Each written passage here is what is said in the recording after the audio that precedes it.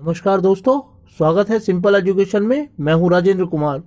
आज की इस वीडियो में हम लोग बात करने वाले हैं कक्षा 9 की सामाजिक विज्ञान की पाठ्य पुस्तक लोकतांत्रिक राजनीति भाग 1 के पहले अध्याय लोकतंत्र क्या, लोकतंत्र क्यों। दोस्तों, ये एक महत्वपूर्ण अध्याय है, इसलिए मैं आपसे अनुरोध करता हूं कि आप इस वीडियो को शुरू से लेकर अंत तक देखें और यदि वीडियो अच्छी लगे तो वीडियो को लाइक करें और चैनल को सब्सक्राइब करें। तो चलिए दोस्तों, बिना वक्त जाया किए हुए हम लोग आरंभ करते हैं अपना अध्ययन लोकतंत्र क्या और लोकतंत्र क्यों के बारे में। दोस्तों, वर्तमान समय में दुनिया में करीब 300 देश हैं और इनमें से अधिकांश देशों में लोकतांत्रिक शासन पद्धति को अपनाया गया है। ये बात अलग है कि इन लोकतांत्रिक देशों में कुछ देश अधिक लोकतांत्रिक हैं, कुछ देश कम लोकतांत्रिक हैं और कुछ देश मात्र नाम के लिए लोकतांत्रिक देश हैं। इसीलिए लोकतंत्र के व्यापक अध्ययन करने से पूर्व हमारे लिए यह जान लेना युक्ति संगत होगा कि आखिर लोकतंत्र का मतलब क्या होता है। तो दोस्तों, आज की इस वीडियो में हम जानने की कोशिश करेंगे कि लोकतंत्र क्या है और कौन से वे तत्व हैं जो किसी शासन पद्धति को लोकतांत्रिक शासन पद्धति बनाते हैं। दोस्तों, लोकतंत्र के बारे में आज तक जितनी परिभाषाएं दी गई हैं उनमें सबसे महत्वपूर्ण परिभाषा अमेरिका के भूतपूर्व राष्ट्रपति अब्राहम लिंकन के द्वारा दी गई है। लोकतंत्र के संबंध में उनका मानना था कि लोगों के लिए लोगों द्वारा शासन लोकतंत्र कहलाता है। लेकिन दोस्तों, इस परिभाषा के आधार पर हम लोकतंत्र को पूरी तरीके से नहीं समझ सकते हैं, बल्कि वास्तव में हमारे लिए यह आवश्यकता है कि हम इस परिभाषा में छिपे हुए शब्दों के अर्थों को समझने का प्रयास करें। तो हम इस परिभाषा में जो छिपे हुए शब्द हैं उनको इस रूप में समझ सकते हैं कि लोकतंत्र एक ऐसा शासन होता है जिसमें जनता स्वयं अपने ऊपर शासन करने वाले शासकों को चुनती है। इस प्रकार दोस्तों, लोकतंत्र के संबंध में जो सबसे महत्वपूर्ण चीज हमें यहाँ दिखाई देती है वह है चुनना, क्योंकि जनता स्वयं अपने ऊपर शासन करने वाले प्रतिनिधियों को स्वयं चुनती है।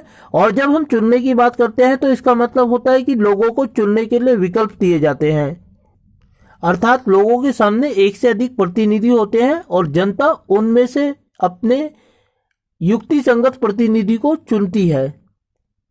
और क्योंकि दोस्तों जनता अलग अलग प्रतिनिधियों में से अपने प्रतिनिधि को चुनती है, इसीलिए लोकतंत्र की एक महत्वपूर्ण विशेषता होती है बहुदलीय शासन प्रणाली। और चुनाव के दौरान ये विभिन्न दल ही अपने प्रतिनिधियों को उतारते हैं चुनाव में और जनता इन्हीं में से किसी एक प्रतिनिधि को चुनकर भेजती है अपने ऊपर शासन करने के लिए। हालांकि कुछ लोग ऐसे भी होते हैं जो इनमें से किसी दल की ओर से चुनाव नहीं लड़ते हैं, बल्कि वो स्वतंत्र उम्मीदवार के रूप में चुनाव लड़ते हैं। उनका महत्व भी वही होता है जो किसी राजनीतिक दल की ओर से चुनाव लड़ने वाले प्रतिनिधि का होता है। इस प्रकार चुनना और बहुदलीय शासन प्रणाली, ये दो विशेषता है लोकतंत्र की जिनका हमने अब तक अध्ययन किया है। लेकिन अब सवाल आता है कि जनता इन प्रतिनिधियों के बारे में कैसे जानेगी। इसीलिए ये सारे प्रतिनिधि अपना चुनाव प्रचार करते हैं। इस प्रकार लोकतंत्र का एक अन्य महत्वपूर्ण तत्व है चुनाव प्रचार। और ये विभिन्न प्रतिनिधि जो चुनाव लड़ने के लिए चुनाव में उतरते हैं वे अपने आप से जनता को परिचित करने के लिए चुनाव प्रचार करते हैं। इसके अंतर्गत वे अपना एक चुनाव घोषणा पत्र छापते हैं, मीडिया का इस्तेमाल करते हैं, पब्लिक मीटिंग्स का इस्तेमाल करते हैं, जिनमें वे अपने आप के बारे में जनता को परिचित कराते हैं ताकि जनता जान सके कि उनके वे प्रतिनिधि किस आधार पर चुनाव लड़ रहे हैं, जिनको जनता चुनने का काम करेगी चुनावों के माध्यम से। इसके बाद दोस्तों निश्चित समय और तारीख पर चुनाव कराया जाता है ताकि जनता अपने प्रतिनिधियों को चुन सके चुनावों के माध्यम से और सरकार का निर्माण हो सके। लेकिन यहीं से अब दूसरा सवाल यह उत्पन्न होता है कि क्या कोई भी व्यक्ति जाकर चुनावों में वोट कर सकता है। तो इसके लिए दोस्तों अलग अलग देशों में अलग अलग पद्धतियों को अपनाया जाता है।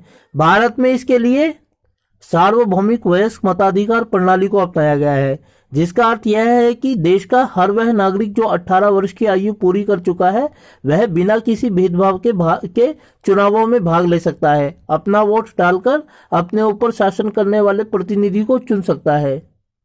दोस्तों, इसके बारे में मैं आपको बताना चाहूंगा कि यदि आप 12वीं कक्षा की राजनीतिक विज्ञान का अध्ययन करते हैं तो भारत पहला ऐसा देश था जहां सार्वभौमिक वयस्क मताधिकार प्रणाली को अपनाया गया था। और जब इस मताधिकार प्रणाली को 1952 में अपनाया गया था तो दुनिया के किसी भी देश में यह प्रणाली लागू नहीं थी और पूरी दुनिया जवाहरलाल नेहरू की तरफ देख रही थी कि जवाहरलाल नेहरू दिमागी रूप से अस्वस्थ हो गया है, क्योंकि यहाँ पे सारे नागरिकों को समान मानकर वोट करने का अधिकार दे दिया गया है। लेकिन जब चुनाव पूरी तरीके से सफल हो गए, संचालित हो गए और सफल हुए तो पूरी दुनिया की आंखें खुल गई।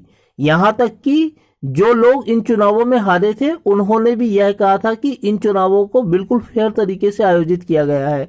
और उसके बाद दुनिया के अलग अलग देशों में सार्वभौमिक वयस्क मताधिकार की पद्धति को अपनाया गया था। इसके अलावा दोस्तों, सार्वभौमिक वयस्क मताधिकार के साथ साथ भारत में चुनावों के लिए गुप्त मतदान प्रणाली को अपनाया गया है और हर व्यक्ति का एक वोट माना गया है, चाहे उनका सामाजिक आर्थिक दर्जा कोई भी हो, लेकिन एक व्यक्ति का एक ही वोट होता है। इसीलिए सबसे महत्वपूर्ण मतदाता हो जाते हैं लोकतंत्र में। लोकतंत्र में जो वोट करने वाले लोग ही यह तय करते हैं कि कौन सी पार्टी जीतेगी, कौन सा प्रतिनिधि जीतेगा, क्योंकि एक व्यक्ति को का एक वोट माना गया है। लेकिन दोस्तों, जनता द्वारा अपने प्रतिनिधियों को चुनने की यह प्रक्रिया अपने आप संचालित नहीं हो जाती, बल्कि एक ऐसी संस्था की आवश्यकता होती है जो चुनावों से संबंधित इस पूरी प्रक्रिया को पूरा कर सके, संचालित कर सके। भारत में इस संस्था को इलेक्शन कमीशन या निर्वाचन आयोग कहा जाता है और यह निर्वाचन आयोग की ही जिम्मेदारी होती है कि चुनाव की घोषणा करने से लेकर चुनावों के परिणाम घोषित करने तक सारे निर्णय, सारे कार्य चुनाव आयोग के द्वारा करवाए जाए। और इस निर्वाचन आयोग का स्वतंत्र होना बहुत आवश्यक है, अर्थात यह आवश्यक है कि ये सरकार के किसी अन्य संस्था के अधीन उसके दबाव में कार्य न करे, क्योंकि चुनाव सबसे महत्वपूर्ण जिम्मेदारी मानी जाती है। इसीलिए भारत में निर्वाचन आयोग को अन्य सभी संस्थाओं से मुक्त रखा गया है। तो दोस्तों, लोकतंत्र क्या और लोकतंत्र क्यों के संबंध में यह थी हमारी पहली वीडियो, जिसमें हमने अध्ययन किया लोकतांत्रिक शासन पद्धति के तत्वों के बारे में। मैं उम्मीद करता हूं कि आपको यह वीडियो अच्छी लगी होगी और साथ ही आपसे अनुरोध करता हूं कि यदि वीडियो अच्छी लगी तो वीडियो को लाइक करें और चैनल को सब्सक्राइब करें और ऐसी ही वीडियोस के लिए बने रहे मेरे साथ मेरे यूट्यूब चैनल सिंपल एजुकेशन पर। वीडियो को देखने के लिए आपका बहुत बहुत धन्यवाद दोस्तों।